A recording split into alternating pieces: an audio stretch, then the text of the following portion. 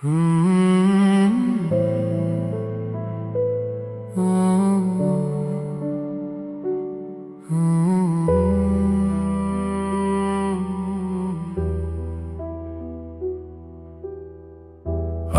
ndroi jetë në një mëngjes të qetë pranvere.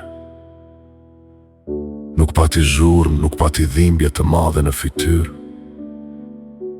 Drita hyn të let nga dritarja, sikur edhe ajo nuk donte ta tremte ikjen e tij. Mira ishte pranë tij, i ambante dorën, ashtu si dikur aja kishte mbajtur asaj në ditët kur ajo kishte frikë nga jeta. Kur mjeku i tha se gjithçka kishte mbaruar, Mira nuk bërtiti, jo sepse nuk i dhembi, por sepse dhimbja ishte aq e madhe sa fillimisht nuk pati zë. Ajo u përkull dhe i përshpëriti. Ti nuk ishe shpëtimi, im ishe dëshmia se dashuria mund të jetë e butë. Pastaj e puthi në ballë. Drita dhe djali erdhe me një herë për qafuan nënën pa thënë asgjë. Të treqan bashk, këtë herë, lotët nuk ishin frikë, nuk fshieshin, nuk turpëroheshin. Sepse Adriani u kishte mësuar të gjithve se dhimbja nuk duhet mbyllur në dhomë të erët. Dhimbja, kur ndahet me dashuri, bëhet më e durueshme.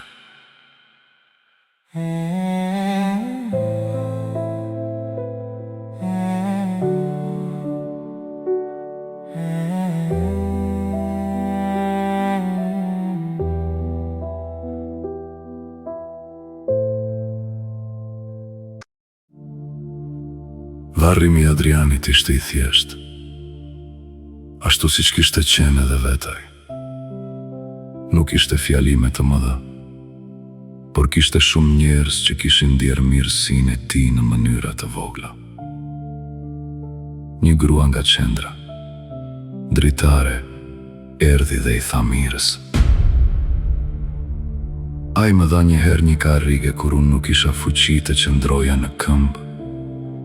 Nuk tha asgjë, vetëm më afroi, kur nuk e harrova." Një tjetër tha: "Gjithmonë na përshëndeste me respekt, sikur të ishim të rëndësishme."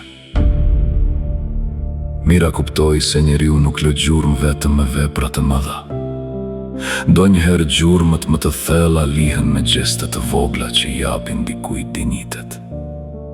Djali Mirës mbajti një fjalë të shkurtër: "Adriani nuk na mësoi duke na urdhëruar, na mësoi duke qenë. Më mësoi se burri mund të jetë i fortë pa bërtitur për mua. Kjo do të mbetet trashëgimi." Mira qau në heshtje. Ajo e dinte se Adriani nuk kishte ikur kejt. Ai kishte mbetur në mënyrën si ata do donin më tutje.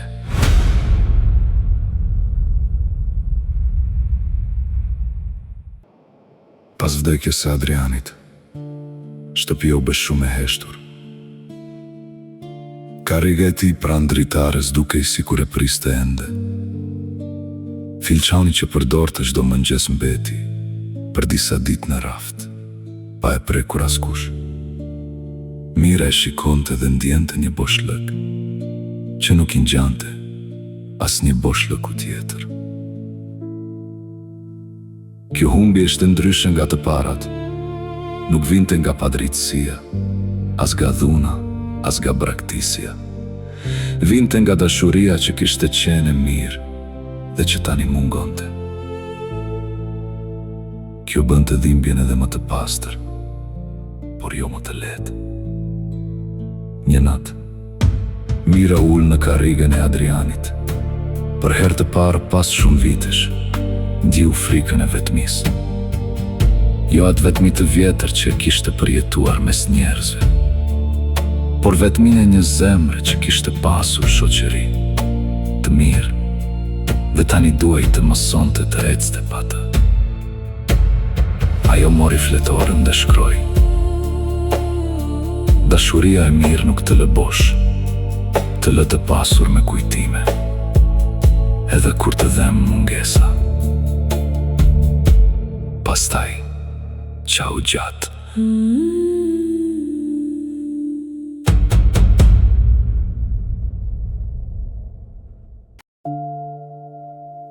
Drita donte që Mira të shkonte të jetonte, me të për disa kohë, por Mira nuk pranoi menjëherë.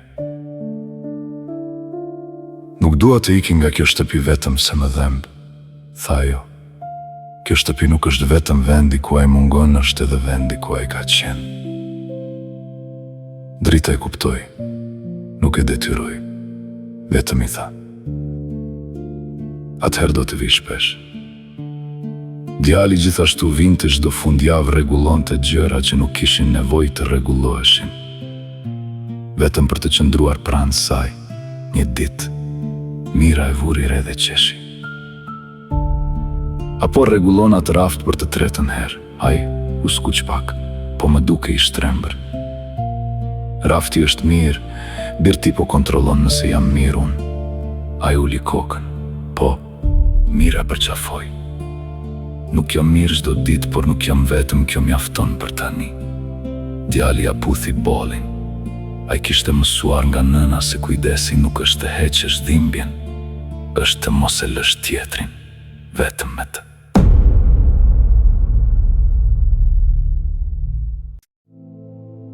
Pa disa muajsh, Mira vendosi të kthehej të qendra dritare.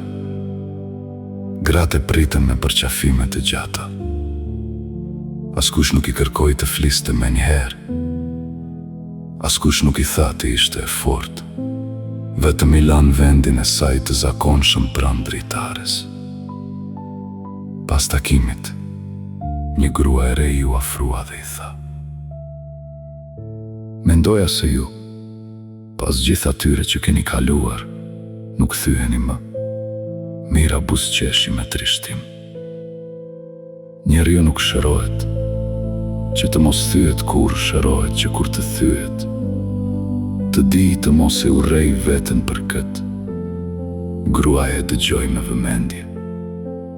Atëherë dhe ju keni ende dhimbje. Po, tha Mira. Por tani nuk më duket armike, më duket si kujtimi dashurisë që kam pasur. Atë ditë, Mira kuptoi se edhe pikëllimi i saj mund të bëhej mësim për të tjerët. Jo si ligjërat, por si dëshmi njerëzore. Ajo nuk ishte kthyer në qendër për të treguar se ishte paprekshme. Ishte kthyer për të treguar se edhe të fortët kanë nevojë të mbahen.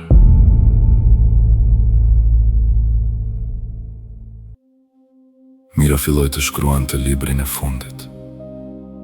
Nuk e dinte nëse do ta botonte.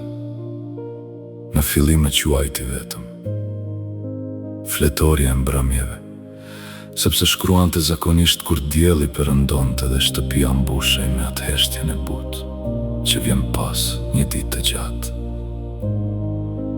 Ajo shkruante për Adrianin, për dashurinë e vonë, për faljen, për fëmijët, për plakjen dhe për mënyrën se si njeriu mund të pajtohet me jetën, pa e quajtur të drejtë gjithçka që ka ndodhur.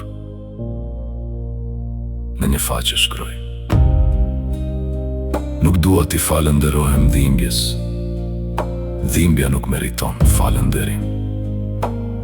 Dua t'i falënderohem vetes që nuk u bëra e lig prej saj.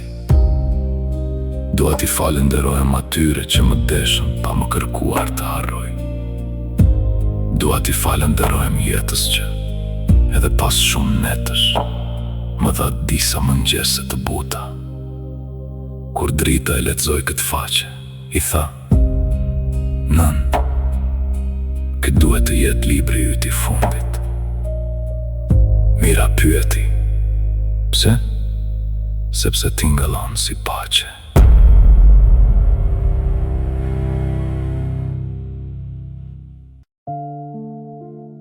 Libri I fundit u botua me titullin Edhe nata me gjatë baron. Në kopertin ishte një grua e moshuar që qëndron të pranë, një dritare e të hapur, dërsa jashtë, duke I drita e mëngjesit. Në promovim nuk ishte zhurmë të madhe mira, nuk dëshironte me ceremoni të gjata. Ajo donte një takim të thjesht me njerëzit që e kishin ndjekur rrugëtimin e saj. Kur u ngrit të fliste, zëri I saj ishte më I ngadalshëm, por më I thellë. Ky libër nuk është për të treguar se unë fitova mbi jetën, tha ajo. Askush nuk fiton plotësisht mbi jetën. Ne vetëm mësojmë të mos u mbasim veten në betejat e saj. Në sallë raheshtje. Kam qenë vajzë e papjetur, grua e lënduar, nënë e friksuar, e vë e dashuruar, e gjykuar, e ringritur, por mbi të gjitha. Kam qenë njeri, dhe njeriu nuk duhet matur, vetëm me plagët që mban, por me dritën që nuk lejon të shuhet. Duar trokitjet erdhen ngadalë, si vale ngrohtë.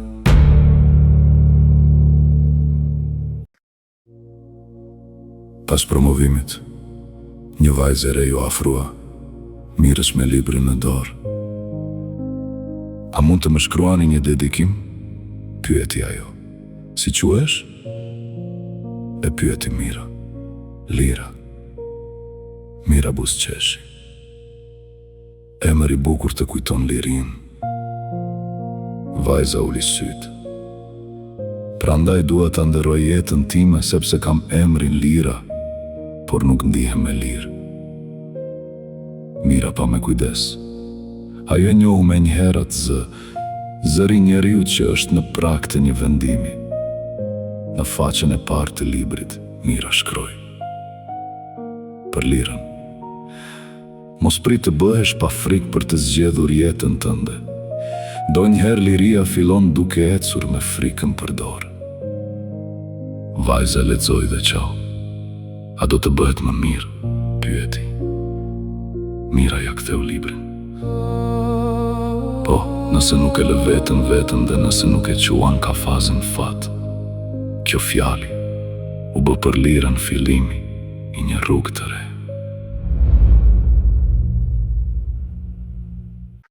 Mira nuk e pa më lirën për disa vite, por një ditë mori një letër. Në zarf shkruaj vetëm. Për gruan që më dha një fjali kur nuk kisha rrugë. Ajo hapi ngadalë. Lira shkruante se kishte kërkuar ndihmë, kishte vazhduar shkollimin, kishte punuar dhe më në fund kishte ndërtuar një jetë ku vendoste vetë. Nuk ishte bërë jetë e letë, por ishte bërë jetë e saj. Në fund të letrës shkruaj. Ju nuk më shpëtuat, ju vetëm më treguat se dera ekzistonte. Unë e hapa vetë, por pa fjalën tuaj, ndoshta nuk do ta kisha parë. Mira e mbajti letrën në kraharor, sa herë mendonte se mos fjalët nuk mjaftonin. Jeta I sillte një dëshmi, se ndonjëherë një fjali mund të bëhet qeles. Atë mbrëmje, ajo e vendosi letrën në një kuti ku ruante gjërat më të çmuara. Letrat e fëmijëve, një fotografi të Adrianit, një mollë të tharë nga pema e babait dhe fletoren e parë. Këto ishin medaljet e saj.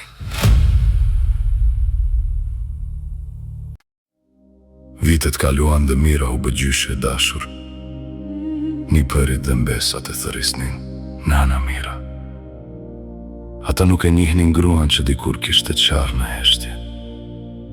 Për ta, ajo ishte gruaja që tregonte histori, që gatuante byrek të ngrohtë, që I lejonte të vizatonin mbi tavolinën e vjetër, dhe që gjithmonë u thoshte: pyetni, mos kini frikë të pyetni.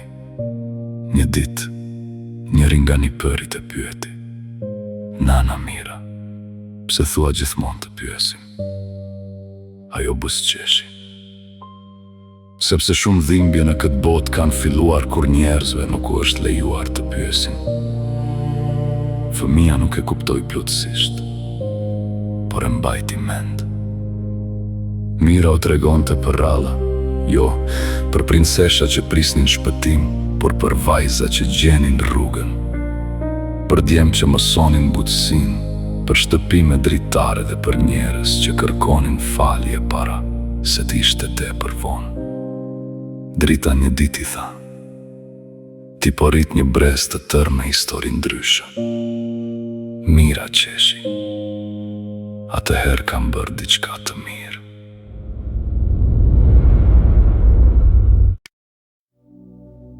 Një nga një përit e donte shumë historinë e shtëpisë pa gardh. Ai gjithmonë kërkonte që Mira t'ja tregonte para gjumit. Pse shtëpia nuk ishte gardh, pyestaj çdo herë, edhe pse e dinte përgjigjen. Mira ja ledhatonte flokët dhe thoshte: sepse njerëzit që duhen me respekt nuk kanë nevojë ta mbyllin njëri tjetrin. Po nëse dikush largohet, pyeste fëmia. Atëherë dashuria vërtet nuk e lidh me zinxhir, e pyet pse po largohet dhe mëson të dëgjoj. Po nëse kthehet. Mira ndalej pak mendonte për jetën e saj, për largimet, kthimet, humbjet, faljet. Nëse kthehet me zemër të mirë, dera mund të hapet. Por nëse kthehet me të njëjtën dhimbje, dera duhet të mbetet e mbyllur. Fëmia mendonte gjatë. Pra, dera është e mirë. Mira buzëqeshte. Po sepse dera hapet dhe mbyllet, njeriu duhet të ketë të drejtë për të dyja. Në pleqëri, Mira filloi të kthehej më shpesh në fshatin ku kishte lindur. Dikur ai vendi kishte sjell kujtime të rënda. Tani, me kalimin e viteve, e shithen ndryshe.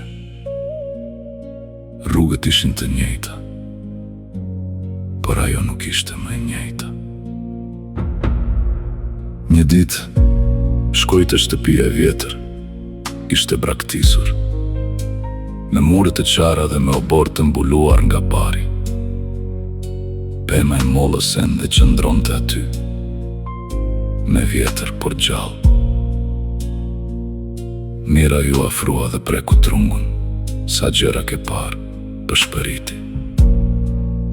Ju kujtua vajza e vogël që ngjitej në degë, pastaj nusja e re që doli nga obori pa u pyetur, pastaj gruaja veç u kthye me dhimbje, por këtë herë nuk ndjeu vetëm pikëllim, ndjeu edhe krenari. Ajo kishte dal nga ajo borë si vajzë, pas tani kthehej si grua që kishte folur për shumë të tjera. Mori një moll të vogël nga dega e ulët dhe buzëqeshi. Disa rrejnë dhembin, por prap të tregojnë nga ke ardhur. Në fshat, disa gratë moshuare njohen dhe ju afruan. Disa kishin qenë dikur ndër ato që flisnin pas shpine. Tani e shikonin me respekt të përzirë me turp. Njëra prej tyri tha: Mira, ne nuk kemi ditur më mirë atëherë. Mira e pa me qetësi. Ndoshta por edhe kur njeriu nuk di më mirë, fjala e tij mund të lëndoj. Gruaja uli kokën. Kemi folur shumë. E di, tha Mira, por nuk kam ardhur të kërkoj llogari. Kam ardhur të shoh nëse brenda meje kam mbetur ende frik nga ky vend. Dhe a kam mbetur? Mira pa rreth rrotull, pastaj tha: Jo si dikur. Tani ky vend nuk më mban më peng, është vetëm pjesë e historisë sime. Gratë heshtën.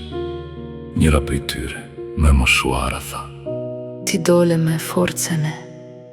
Mira u përgjigj butë. Jo, Unë pata mundësi të flas, ju ndoshta nuk e patet. Ato fjalë nuk akuzuan, por as nuk fshehen të vërtetën. Në kthim nga fshati, Mira ndaloi te varri i nënës. Kishte vite që nuk kishte folur me të me atë qetësi. Vendosi lule të bardha dhe ul pranë gurit. Nën, tha me zë të ullët, tani të kuptoj më shumë. Era lëvizi lehtë barin. Për shumë vite mendova se ti duhet të më kishe mbrojtur më shumë. Ndoshta edhe duhet.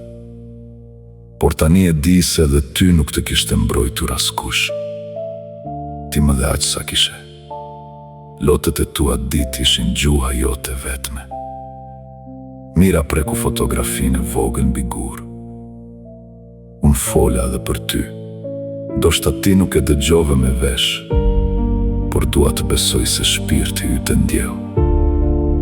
Ajo që ndroi aty gjatë nuk qau shumë vetëm ndjeu. Një paqe të vjetër që i afroi ngadalë. Para se të largoj, tha. Vajzat tona po jetojnë ndryshe. Nën kjo është edhe fitoria jote. Edhe pse nuk pate mundësi ta shohësh. Dhe për herë të parë, varri i nënës nuk ju duk vetëm vend humbjeje. Ju duk vend pajtimi. Në mbrëmje, Mira u kthye në shtëpi dhe hapi kutin e kujtimeve. Brenda kishte letra, fotografi, shënime, lulet e thara dhe fletoret e saj. Për herë të parë mendoj seriozisht t'ia linte të gjitha qendrës dritare. Jo sepse nuk donte t'i ruante familja, por sepse ato kujtime nuk ishin më vetëm të sajat. Ato ishin bërë pjesë e një historie më të madhe. Drita, kur e dëgjoj, u prek. A je e sigurt? Po, tha Mira, ju keni kujtime tuaja me mua. Këto fletore ndoshta mund t'i ndihmojnë dikujt të kuptojë se shërimi nuk ndodh për një herë. Djali tha, mund të bëjmë një kënd të veçantë në qendër, një dhomë legzimi me emrin tënd. Mira qeshi, jo me emrin tim, me emrin dhoma e zërave. Pse? Pyeti Drita. Sepse nuk dua të jetë monument për mua. Dua të jetë vend ku çdo zë i heshtur të ndjej se ka ku të lehtësohet. Kështu nisi ideja për një dhomë të re në qendër.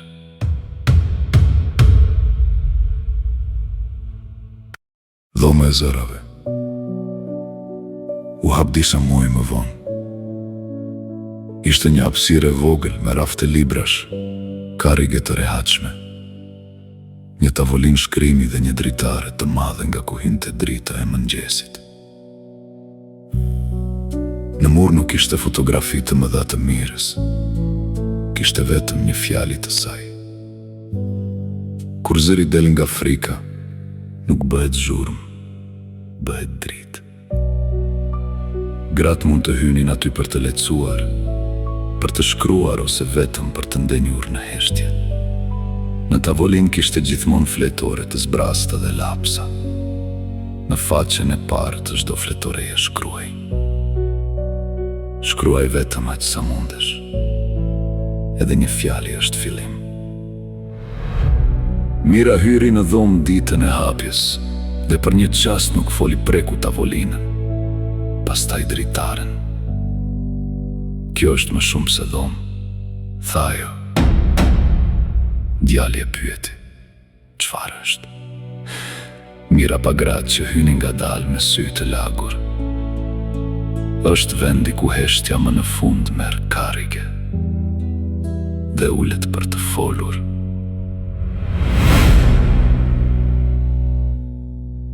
Në dhomën e zërave, një vajzër e shkroi një fjali që u bë e njohur në gjithë qendrën.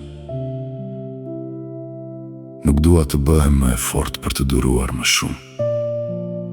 dua të bëhem më fort për të mos pranuar më atë që më shkatëron.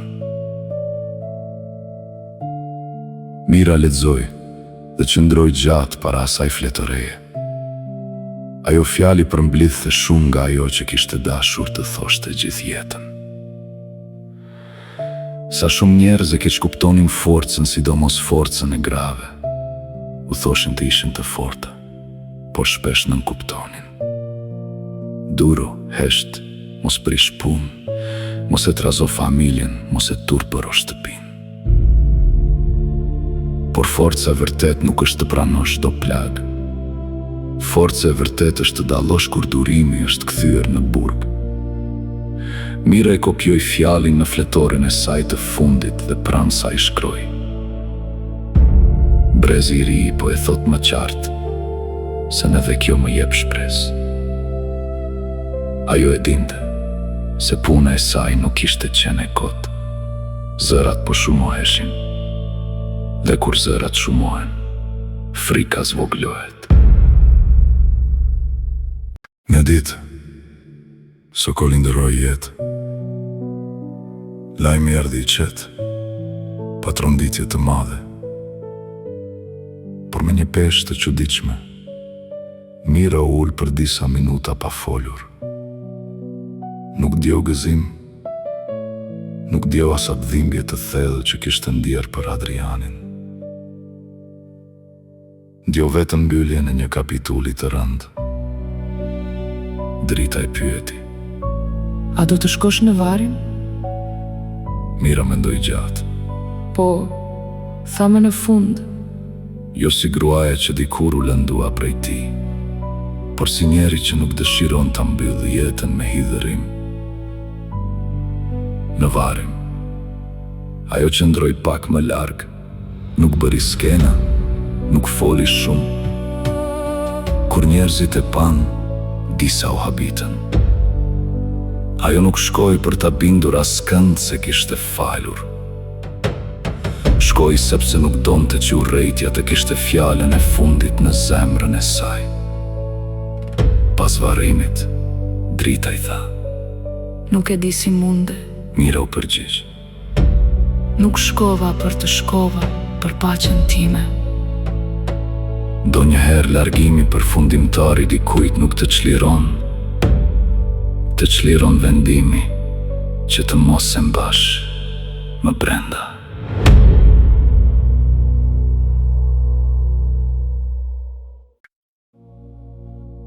Pas vdekjes së Sokolit, Drita dhe vëllai i saj folën gjatë për fëmijërin e tyre.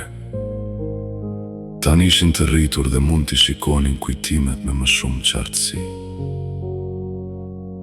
Nuk donin të zbukuronin të kaluarën, por as të mbeteshin robër të saj. Djali tha: Për shumë kohë kam pasur frikë se mos bëhem si ai. Drita ja kapi dorën. Nuk je bërë, Si e di? sepse ti pyet, ai nuk pyeste. Kjo fjali e preku. Mira i dëgjoi nga larg dhe nuk dërhyri. Fëmijët e saj po bënin punën e tyre të shërimit. Ajo kishte mësuar se prindi nuk mund t'ua shpjegoj gjithmonë dhimbjen fëmijëve. Donjëherë duhet i lërë të gjejnë gjuhën e tyre për atë që kanë përjetuar. Më vonë, djali u afrua nënës dhe tha: Faleminderit që ike. Mira e pa me lot në sy. Haj vazhdoj. Kur isha i vogël, nuk e kuptoja. Tani e di se ajo ishte dita kur na shpëtohe. Mira e përqafoj fort. Disa falëndërime vinë vonë, por prekin thellë.